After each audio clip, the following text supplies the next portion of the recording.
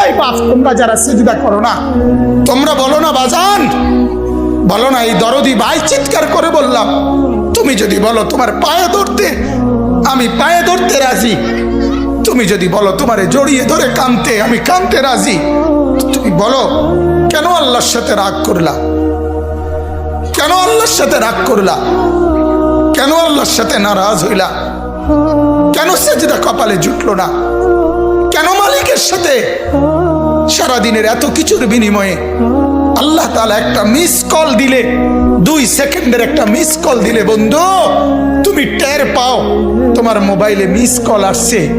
এত বড় মসজিদে 6টা মাইকের হরন দিয়া আল্লাহু আকবার বলে তোমারে ডাক দেয়, তোমার একটাবারও কানে লাগে না, বিবেকে লাগে না। তোর মতো শক্ত ডাকাত, তোর মতো পাষাণ বেটা আর কে হইতে পারে বেটা?